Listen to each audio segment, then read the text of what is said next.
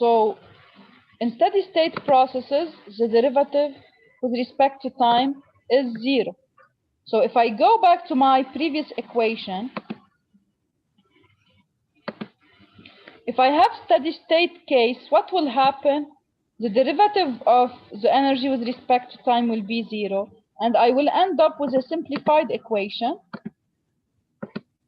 So for a steady state process, first, the mass of my control volume is not changing, and the energy of my control volume is not changing. So from continuity equation, when we talk about continuity equation, is due to the conservation of mass. Okay, so from conservation of mass, I can say that sum of flow rates that are in is equal to the summation of mass flow rates that are out. And for the energy, if I replace into the first law of thermodynamics, then I can say that dE by dt is equal to 0. So I can say that the heat provided to the control volume plus summation of inlet fluxes is equal to the summation of the outlet fluxes plus the work done by the system. Because here I repeat that the convention we will use for the work, it is positive when done by the system and it's negative when done on the system. Okay, so in many cases we will consider together we have one inlet and one outlet, therefore the mass flow rate m dot is constant equal to m dot inlet equal to m dot outlet. By replacing in this case where we have one inlet one outlet, we have that the steady state equation is the heat provided to the control volume plus m dot times the energy of the coming flow rate, which is enthalpy at initial state plus v square over 2 plus gzi equals to m dot times this term plus the work done by the control volume. Okay. Now,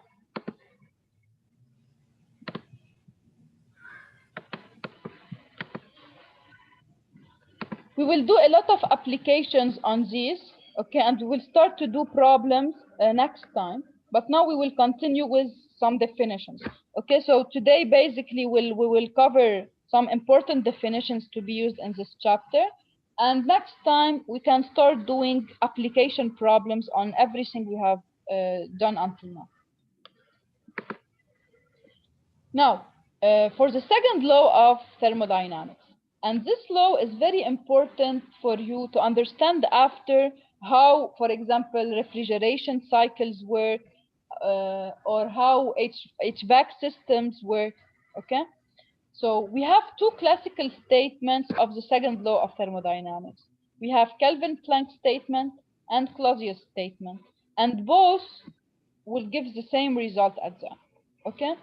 The first statement of Kelvin-Planck says that it is impossible to construct a device that will operate in a cycle and produce no effect other than the raising of a weight and the exchange of heat with a single reservoir. It might seem a little bit complicated, but it is a simple statement. It's saying that if I provide heat, so here, if you consider the following system, if you provide heat, you can never expect that all the heat you are given will be transferred completely into work. This is not possible. And this is why we will see this will limit the efficiency of our system. And we will try to do some engineering strategies to increase this efficiency. Because from experimental observation, it was seen that always, if I provide a certain heat, it will be divided into a certain work and a heat that is lost. I will always have a loss of heat to a temperature, to a reservoir at a lower temperature. So I can never completely transform my heat into work. This is why we don't have a thermal engine, a heat engine with an efficiency of 100%. It's impossible to reach an efficiency of 100%. Now, what do we do to increase the efficiency? To increase the efficiency of heat engine system, we try to benefit from the lost the heat we lose here.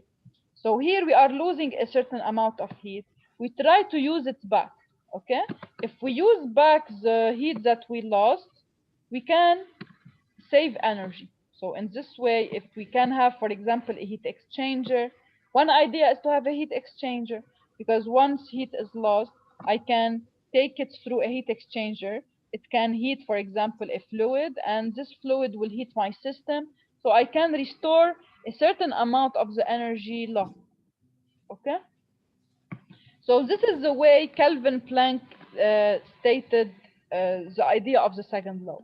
Another possibility to state the second thermodynamic law is through the Clausius statement, saying that it is impossible to construct a device that operates in a cycle and produces no effect other than transfer of heat from a cooler body to a hotter body. So another statement is in this way. If I have, let's say, if I have two reservoirs, one at high temperature and one at low temperature, you know that naturally in a natural case, heat will flow from T cold to T hot, or from T hot to T cold. Hot to cold. Hot to cold. So this statement will say that it's impossible to have a flow from cold to hot without external intervention. We will see together in this course that it is possible to transfer heat from cold to hot, but we have a condition. What is the condition? Who has an idea? A What heat should I pump. do? Yes, I should provide work. This is what you call heat pump. Okay? So I should provide a certain work to my system that will allow it to transfer heat from cold to hot. And this is how your HVAC system works. Because in general, what you do is in summer, you want to cool your space, okay? While your space is at a lower temperature than outside, when you operate your system, it will reject heat from the inner space to the outer space, despite that the inner temperature is lower than the outer temperature. This can be possible only if you provide a certain work. Okay, while if you do not provide work, it's impossible to have heat flow from cold to hot temperatures. And this is what this statement is saying. So if you want, we can say that the main idea of the second law of thermodynamics is that we have what is called, here we will define what is called entropy. We have that if a system is left to its natural state, okay, it will increase its entropy. Okay, and we will see together what we mean by this.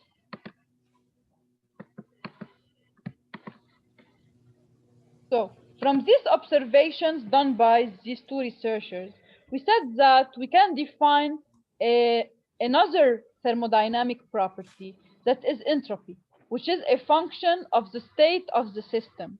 So the change in entropy of a system is determined by its initial and final state. In an ideal case, a process, okay, can be reversible.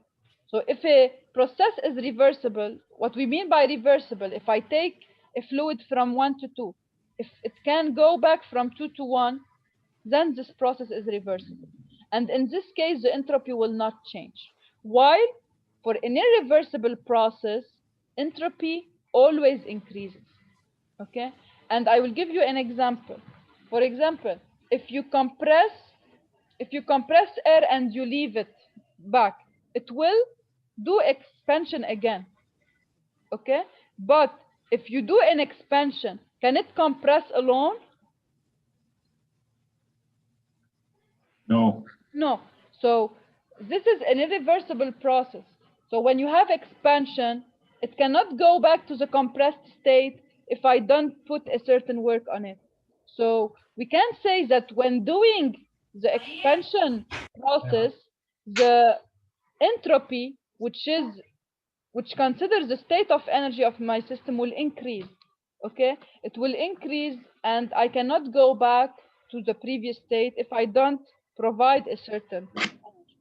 So from here, From the second law of thermodynamics, we can define a new property, the entropy, and it's defined as integral from the initial to the final state of the heat during a process over the temperature.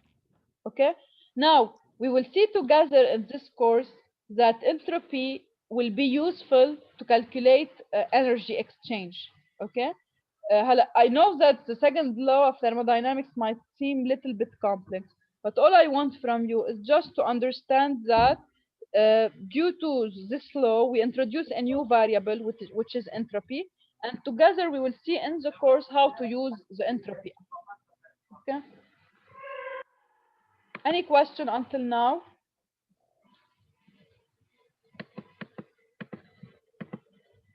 Okay. So now, what I will do, we talked about several thermodynamic properties, and we will see that in general, these properties are summarized in tables. So what we will do now, I will go a little bit over the thermodynamic tables, and we will learn how to use them in this course. We'll use them a lot, especially in power plants, okay, and steam power plants. So I will send you. I think that if you did the thermodynamic course, you might have worked with this book, and if not, I will post the link for the book so that you can access it, because you have all tables in this book. Okay, let me open the tables. Doctor, somebody is in the waiting room. Yes. Okay. Okay. Thank you. So just let me see where I put the tables, or let me open it again.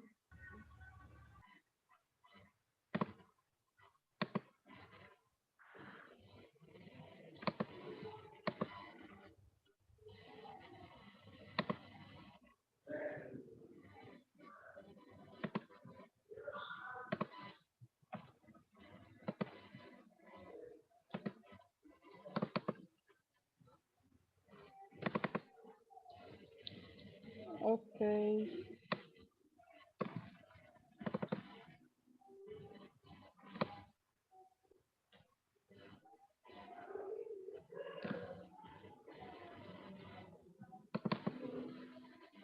So if you don't have this book, I will give you the link for it.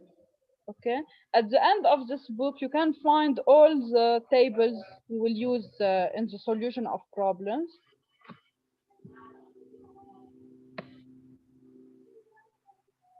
So here at the end, okay, you have two appendix A and B for all tables. I will go through this appendix, and in general, okay, when you have a problem, you can use any of. So you should be familiar with the tables to know which one to use in which case.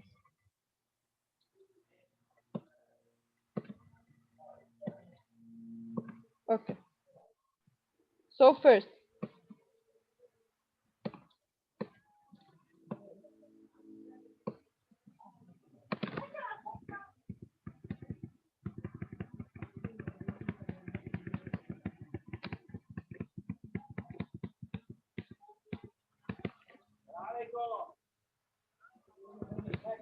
okay, so I will start from the first appendix. In appendix A, we will use more appendix B, okay? But in appendix A, you have properties for several fluids, okay? For example, here,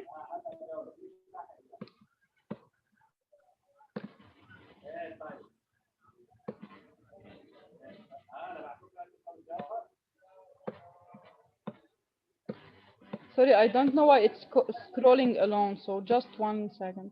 Okay, so you can see here, for example, you have properties of solids at different, and liquids at different temperatures, okay? So for example, here you have this table for properties of solids at 25 degrees. They give you the density and the specific heat. Now, in this course, we will not deal a lot with solids, so we are mainly interested into liquids and into fluids. Okay. So for these tables, you might use, for example, table 5 for different ideal gases. So here, if you have a certain ideal gas and you have, but pay attention, you should stick to the condition. So for example, this table A5 is considering conditions only of 20 degrees 100 kilopascal. So if you have different conditions in your problem, you cannot use this table. But of course, if the information is not in these tables, I will give you extra information to be able to do the problem. So here you can see that for several gases, we can, depending if the state is 25 degrees 100 kilopascal, and we mean by this nearly atmospherical conditions, you can find the ideal gas value, which is R. You know that for an ideal gas, PV equal rho RT. Okay, so you can find in this table what is the value of R for different gases, what is the density, what is the specific heat, what is at constant pressure, and what is the specific heat at constant volume. Because we already have seen the importance of specific heat at constant pressure. If you remember, if we have exchange of heat at constant pressure, we can say that Q is equal, so Q dot of heat is equal to m dot times Cp times delta T if we have heat exchange at constant pressure. And if we have heat exchange, so this is for constant pressure. So in a problem, if they don't give you specific heat, you can go to these tables to search for the value of the specific heat. You have here the value for a specific heat at constant pressure and the value for specific heat at constant volume. Okay, and in case you have a gas, you can treat it in general as ideal gas. So you need to know what is R, because if you want to use the property of ideal gas, which is, for example, PV equals to rho RT, you need to know what is the value of R. So if you know R, you can use this equation to find properties. If I give you pressure and volume, you can find temperature, for example. Okay. So this is for the following table. And as you can see here, sometimes we know that the specific heat is a function of the temperature. In general, sometimes we can assume that the specific heat is not variable with temperature, but the condition is to have the interval of temperature variation should not be very high. So if you have large delta T, then it will be good to take into consideration variation of values for Cp and Tv. Okay. Now, if in a certain problem, okay, if they don't give you any information, or if you find that delta T is not very high, you can assume that Cv or Cp is constant. But if they provide you with some information, or if they give you a table, you should know how to use it. So here, for example, we illustrate how the specific heat is varying with temperature. Okay, so if I give you the formula of specific heat with temperature, you can compute how C is varying with the temperature. And instead of writing, for example, that Q is equal to m dot times mCp delta T, if Cp is not constant, what can I do? Integrate. I do integration. Okay, so I integrate m times Cp times dt, and Cp will be function of temperature. So as long as I have the specific heat as function of temperature, I can do the integration. Okay, so if I give you such a table, you should know how to use it. All you have to do is you have the temperature range you are working on, and this is your formula. As you can see, specific heat is function of temperature, and here they give you several coefficients, C0, C1, C2, C3. For different gases, they give you what are these coefficients. So, for example, if I have ammonia, let's say, and I want to find heat variation and temperature is, the range of temperature is very large, then I can find from this equation, I can replace C0 in this equation by for ammonia 1.6 C0, C1 1.4, C2 1, and C3 minus 0.7. So I replace this constant in this equation. I get the variation of Cp with temperature, and then I can replace into my integration.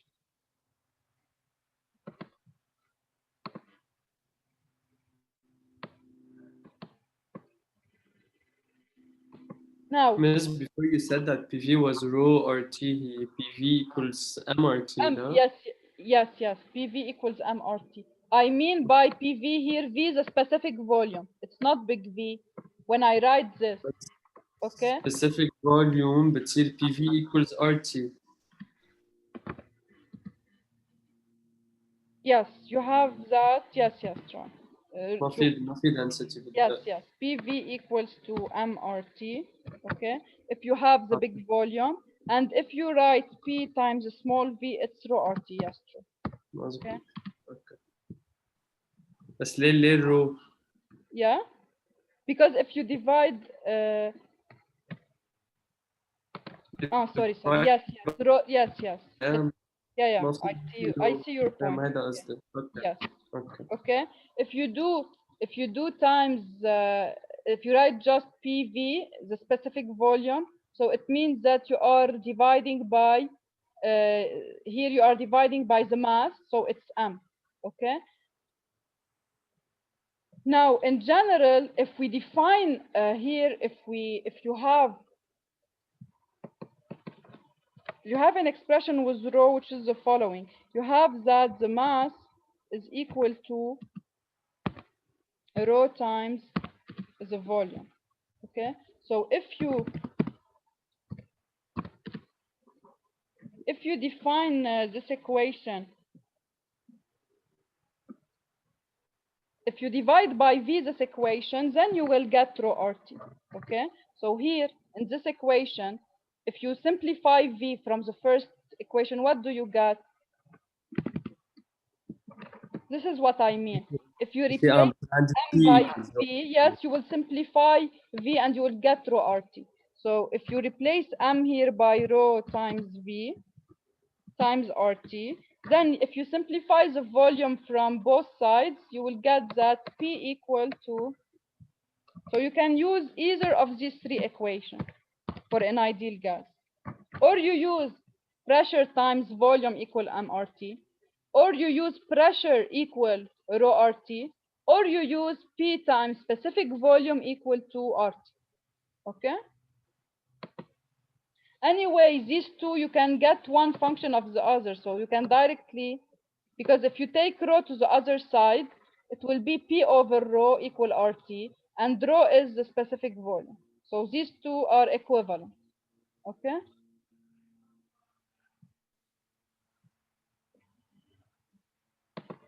So now,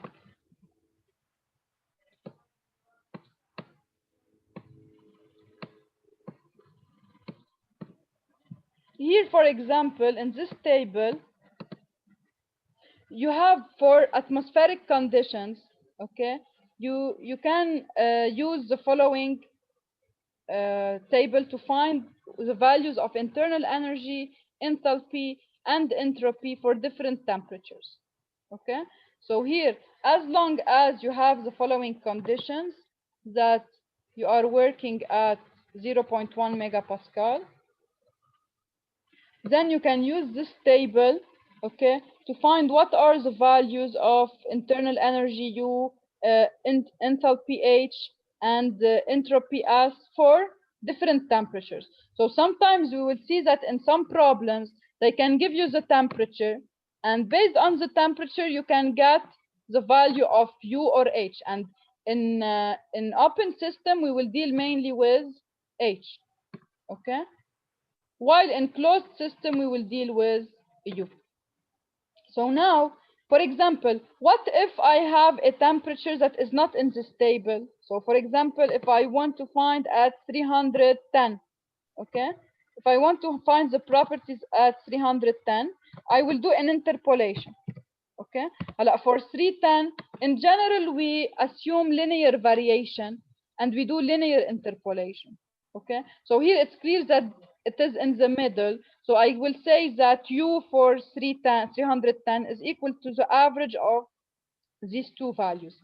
Now, sometimes if it's little bit more complex, if I want at 308, for example, okay, how I do the interpolation, I will write the following. So for T equals to 300, for example, U is equal to 214.36, 214.36, okay? And I will take the values for 320. So for T equals to 320, the value of U is, so I cannot see it here. Let me clear everything.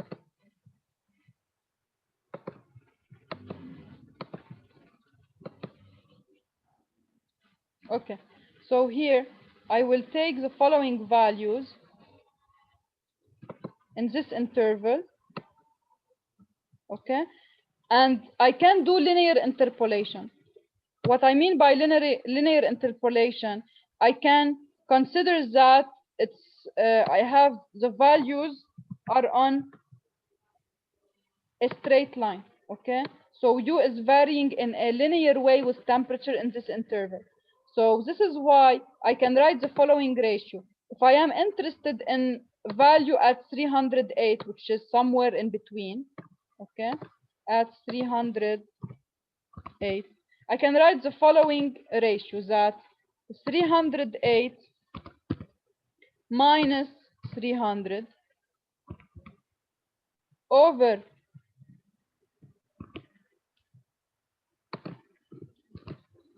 320 minus 300, okay, is equal to, the whole idea is that for a linear variation, the slope is constant, okay? And how you calculate the slope here? If you want to calculate the slope, you do 228 minus 214 over 320 minus 300. The slope will remain the same, okay? Since your slope will remain the same, it will follow that this ratio will apply. So 308 minus 300 over 320 minus 300 is equal to the U value at 308, which should be calculated, minus the U value at 300 is 214.36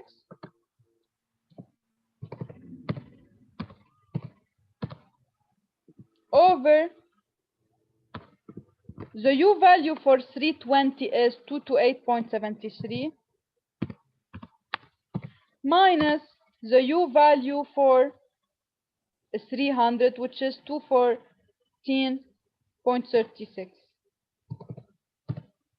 Okay, and this ratio, as I told you, is due to the linear variation. So you have the same slope.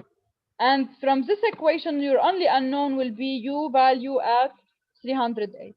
So by linear interpolation, you can find any property at any temperature. Of course, the temperature should be in the range given here. Okay? Do you know, you are familiar with linear interpolation, I think. And Yes. if not, this is the technique you do. Okay? So by this way, you can, if you have the inlet temperature, you can compute the values of U and H.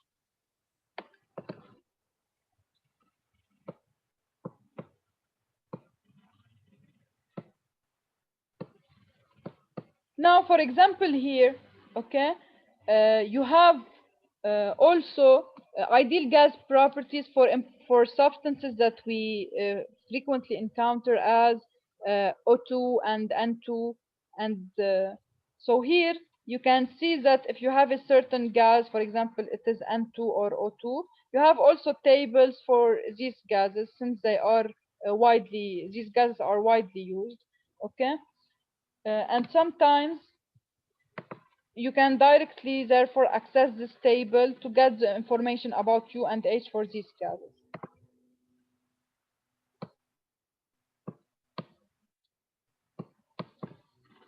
And here, for example, you have for other gases as nitrogen, you have N and N2. So here they will give you the variation of properties for these gases.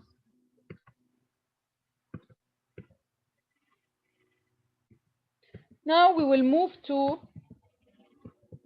steam tables, okay, and tables for different refrigerants. And so Appendix B, we will use it a lot, okay. Now we will see together that you have several states for water. You have water in the liquid state, you have water in the vapor state, you have water in the superheated state, okay? And depending on the state of your substance, you will have different tables, okay? So we have what is called saturated liquid, saturated vapor, and I will explain what do we mean by this, okay? So if you have water, so first, as you heat it, it is in the liquid state first, okay? We have already seen together that at the first step, as you heat it, it will undergo an increase in temperature. Then at a certain state, it will reach a change in phase, okay? So when you reach the evaporation temperature, you will have change of phase from liquid to vapor, okay?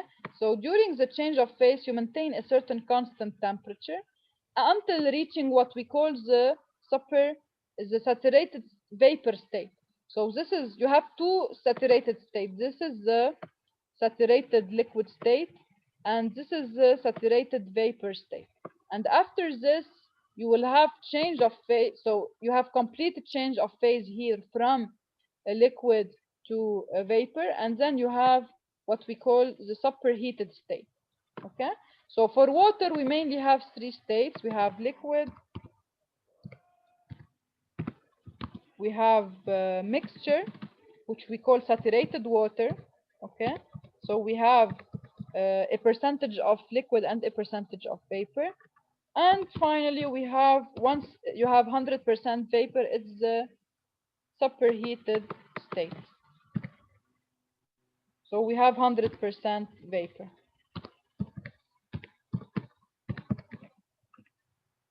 And depending on the state, the thermodynamic properties will change, okay? So here we have 100% vapor, okay? Now, when they put for a table saturated water, so we are talking about this phase here, the properties of this phase. And in this phase, okay, you have that temperature and pressure are constant. They are not varying during this phase. And what is varying is just the percentage of liquid, and of course, therefore, the percentage of vapor, because you are moving from 100% liquid at this point to 100% vapor at this point. Now, this state, as we said, is the saturated liquid. So here, this, when we put this property here, saturated liquid, we talk about this point. So this will correspond to this column here. So you are giving the specific volume, for example, in this table, you are giving the specific volume for saturated liquid. So for this point, for a temperature of 0.01 and a pressure of 0.6113. We will see together that in the saturated state, you have always a certain couple of temperature pressure. So if this is the temperature, this will be the pressure of the saturated phase. And as you can see, if you increase the temperature, the pressure of the change of phase will increase also, okay? So now, these 2 points are very important, and they are the boundaries of the saturated state. You will see here that this value corresponds to the second point. So this is saturated vapor. So this point is saturated liquid, this point is saturated vapor. And we can define what is called VFG, and which is the difference between, so VFG by definition is VG minus VF, and we will see why we use it. We will use it a lot. This parameter will be used a lot. It's equal to the variation, the difference between VG and VF. No need if you want to provide it, because you can deduce it. Okay, you can deduce it since you can do the difference between the two. Why in general they give it directly, because sometimes for practical reasons you will use this ratio in general, this numbers. This is why they give it here. Okay, and you can have these properties. Okay, so F, property of saturated liquid, property of saturated vapor, and FG property for all the thermodynamics properties, specific volumes, specific internal energy. So here, for example, in this table, you have the values computed for the specific volume. Here you can find it, and for the internal energy. And we will see together that the remaining tables will give you also the enthalpy and the entropy. Okay. So here, for example, if we continue to scroll down in these tables, you will see that for saturated water, so they will also give you another table for the enthalpy and for the entropy. So it's the same values concerning F, saturated liquid, saturated vapor, and the FG. So HFG is the difference between AG and HF. And here you can, so it depends on the input you want. If you want internal energy, you will use the previous table. If you want the enthalpy, you will use this table.